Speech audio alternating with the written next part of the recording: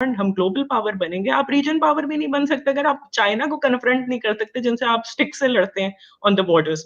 तो अब ये तो रियलिटी बेस्ड है। That means to some extent India isolation की तरफ जा रहा है इन द रीजन अगर आप देखें तो। ये कहीं पाकिस्तान के अंदर ये लोग बात करते हैं जी इंडिया आइसोलेशन की तरफ जा रहा है। इंडिया बिल्कुल आइसोलेशन की तरफ नहीं जा रहा है। इंडिया की इनग्रेस है भाई। आप तो चले उनका एक बड़ा एक अच्छा वो पिक्चर पोर्ट्रे कर रहे हैं, बट एक थोड़ी रियलिटी प्रैग्मेटिकली भी देखी जाए चीज है कि वो तो रीजन में भी नहीं बढ़ पाए।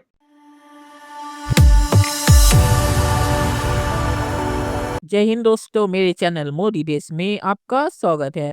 दोस्तों, इस वीडियो को लाइक से और मेरे चैनल को सब्सक्राइब करना मत भूलिएगा। तो दोस्तों, आज पाक मीडिया पाकिस्तान के एक डिफेंस एनालिस्ट से बातचीत करें और इस डिफेंस एनालिस्ट की एनालिसिस सुन के आपका भी दिमाग हिल जाएगा, क्योंकि ये डिफेंस एनालिस्ट ऐसी चीजें कह रहे हैं जिसका कोई सर पैर नहीं है। और यहाँ पे बहुत सारी गलत चीजें इस डिफेंस एनालिस्ट ने कही है, जो सुन के आप भी हैरान हो जाए कि इस डिफेंस एनालिस्ट को ऐसी बेसिक चीजें भी पता नहीं है भारत के बारे में। और ये कह रहे कि भारत आइसोलेट हो गया है और दुनिया में भारत अकेला पड़ गया है, और दुनिया में क्या इस रीजन में भी भारत की कोई ताकत नहीं बची। ऐसी चीजें कह रही है। और उसके जवाब में कमल चीमा उस डिफेंस एनालिस्ट को भारत की असलियत बता रहे, और ये सुन के डिफेंस एनालिस्ट भी थोड़ी चौंक गई। तो दोस्तों, ये वीडियो बहुत ही मजेदार है, तो ऐसा पूरा से देखिएगा। तो चलिए अंतसा न करके वीडियो देखते हैं। ये बायस्ड भी तो सर बिकता है ना, इंडिया पाकिस्तान का नैरेटिव। जिसको ऊंचा होना हो इंडिया में, वो पाकिस्तान को बुरा भला कहे, पाकिस्तानियों को बुरा भला कहे, और वो बिल्कुल लाइमलाइट में आ जाता है। चाइनीज को बुरा भला कहने की हिम्मत नहीं है। वो रीजनल पावर तक नजर नहीं आती अब इनकी, जो ये क्लेम करते हैं कि we are growing and will grow beyond, हम ग्लोबल पावर बनेंगे। आप रीजन पावर भी नहीं बन सकते अगर आप चाइना को कन्फ्रंट नहीं कर सकते जिनसे आप स्टिक से लड़ते हैं ऑन द बॉर्डर्स। तो अब ये तो रियलिटी बेस्ड है। However, coming back to India, India हो सकता है पाकिस्तान को इसलिए भी स्क्वीज कर रहा हो क्योंकि पाकिस्तान और बांग्लादेश के जो हैं वो relationship, they are going really good. Bilateral relations तो बहुत इंप्रूव हुए हैं पाकिस्तान और बांग्लादेश के। That means to some extent India isolation की तरफ जा रहा है इन द रीजन अगर आप देखें तो। देखिए, मैं इस चीज को नहीं मानता इंडिया आइसोलेशन की तरफ जा रहा है। इंडिया के पास बड़े पत्ते हैं उमैमा। इंडिया इंडिया देखें, हर रोज देखें, इंडिया श्रीलंका में पैसा फेंकता है, इंडिया मालदीव्स में पैसा फेंकता है। इंडिया जो है वो आज भी बांग्लादेश को ऑयल सप्लाई भेज रहा है। इंडिया के लिए अफगानिस्तान में रास्ते खुल गए हैं। देखिए, हमारे जो अफगानिस्तान के साथ मसले हैं ना, वो इंडिया के नहीं है। ठीक है, हमारा सॉरी, वो इंडिया के बांग्लादेश के साथ नहीं है। ये कहीं पाकिस्तान के अंदर ये लोग बात करते हैं जी इंडिया आइसोलेशन की तरफ जा रहा है। इंडिया बिल्कुल आइसोलेशन की तरफ नहीं जा रहा है। इंडिया की इनग्रेस है भाई। मुझे ये बताएं कि मौजू जो है, प्रेसिडेंट मौजू ऑफ मालदीव्स, जब पावर में आ रहा था तो एंटी इंडिया था। अभी आके इंडिया से स्टेट प्रोटोकॉल लेके चला गया। अभी उनके डिफेंस मिनिस्टर आए हुए थे थोड़े दिन इंडिया। आप क्या समझती हैं, कोई मजाक है ये? श्रीलंका जो है वो अरबों डॉलर की रोल ओवर ले गया, फायदे ले गया इंडिया से। तो इंडिया ने नया रास्ता अफगानिस्तान खोल लिया। अब तालिबान देखिए ना, हमारी भी तो 50 साल की अफगानिस्तान में इन्वेस्टमेंट डूबी है कि नहीं डूबी?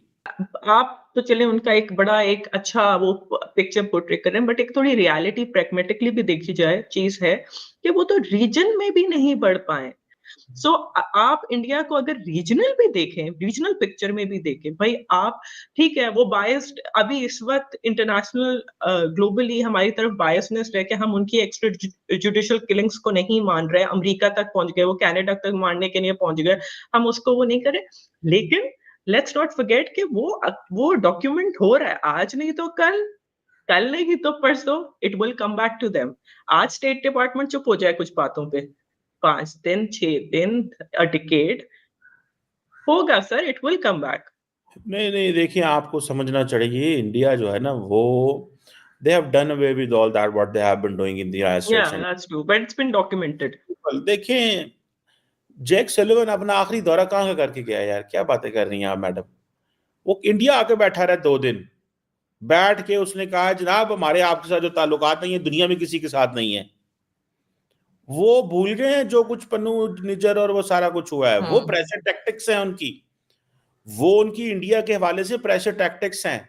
इंडिया बड़ा इस वक्त, वो जिसे कहते हैं ना अंकी डोरी, सब कुछ जबरदस्त चल रहा है, बड़े मजे की सिचुएशन है कि पाकिस्तान की तारीख में ये पहली मर्तबा हुआ कि जो आर्मी चीफ था वो इस फेवर में था कि इंडिया के साथ ताल्लुकात बेहतर बनाए जाएं, जनरल बाजवा।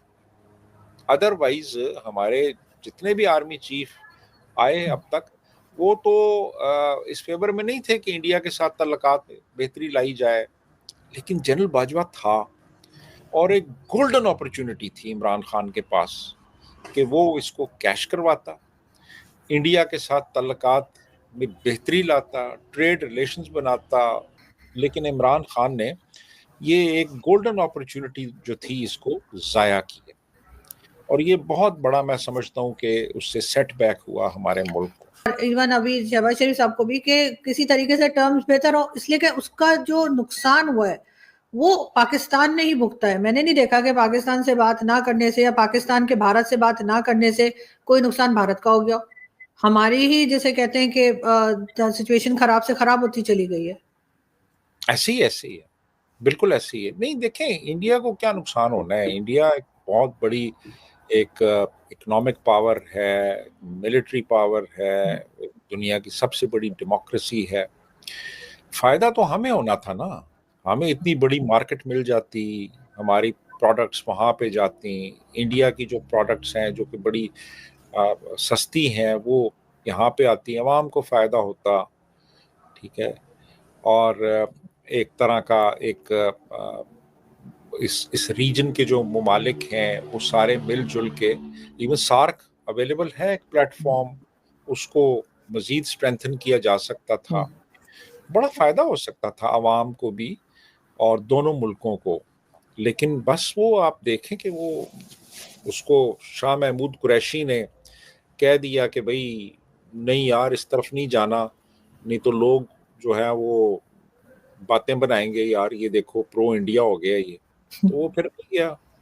अदरवाइज मैं समझता हूँ कि फौज की सपोर्ट हासिल थी, जनरल बाजवा जो था वो ऑन बोर्ड था, तो ये कर देता तो बात बहुत आगे जा सकती थी। चलिए दोस्तों इस वीडियो बात करते हैं। तो जो सबसे बेसिक चीज थी, जो सुन के मैं भी हैरान रह गया कि इस डिफेंस एनालिस्ट को इस बेसिक चीज के पता नहीं कि भारतीय और चीनी सेना जो उन्होंने 2020 में लड़ाई लड़ी थी वो स्टिक से क्यों लड़ी थी और हथियार क्यों इस्तेमाल नहीं किए थे। तो ये चीज भी अगर इस डिफेंस एनालिस्ट को नहीं पता और इस डिफेंस एनालिस्ट को लगता है कि भारत ने डर के मारे हथियारों का इस्तेमाल नहीं किया, तो मैं इस पे और क्या कहूँ। इसे अगर ये तक नहीं पता कि भारत और चीन के बीच कॉन्ट्रैक्ट या डील है कि कोई भी हथियार बॉर्डर पे इस्तेमाल नहीं होंगे, इसीलिए स्टिक का इस्तेमाल किया गया था और हैंडमेड वेपन इस्तेमाल किए गए थे, ना कि कोई गन या हथियार। तो अगर ये चीज भी इस डिफेंस एनालिस्ट को नहीं पता तो ये भारत के किसी भी और मामले पे क्या बातचीत करेगी या इसे कौन सी चीज पता होगी। और यहाँ पे इस डिफेंस एनालिस्ट ने एक और चीज गलत कही। यहाँ पे कहा कि भारत चीन के खिलाफ कुछ नहीं कहता। भारत का मेन स्ट्रीम मीडिया भी चीन के खिलाफ बहुत कुछ कहता है। अगर इस डिफेंस एनालिस्ट ने ये चीज नहीं देखी तो ये इनका प्रॉब्लम है। अगर ये कहना कि भारत चीन के खिलाफ कुछ नहीं कहता कि चीन से भारत डरता है, तो इस डिफेंस एनालिस्ट को भारत की बेसिक चीजें ही पता नहीं है। चीन के खिलाफ भारत ने अपने टीवी प्रोग्राम में, मेन स्ट्रीम मीडिया में, यूट्यूब छोड़िए, मेन स्ट्रीम मीडिया में ही भारत ने कई प्रोग्राम किए हैं। तो ये डिफेंस एनालिस्ट अपनी दुनिया में रहती है और रियलिटी से इसका दूर दूर तक कोई वास्ता नहीं है। और आखिर में ये कहूँगा, अगर कमल चीमा आपको सेटअप कॉल दे सके और आपको रियलिटी चेक दे सके तो आपको डिफेंस एनालिस्ट छोड़ के किसी और या कोई और जॉब देखना चाहिए। तो कमल चीमा ने अच्छा सेटअप कॉल इस सो कॉल डिफेंस एनालिस्ट को दिया जिसको भारत के बारे में बेसिक चीजें ही पता नहीं है। तो चलिए देखते हैं कि फ्यूचर में क्या होता है। दोस्तों ये वीडियो देखने के लिए बहुत शुक्रिया और हमारे चैनल सब्सक्राइब करना मत भूलिएगा। Thank you very much.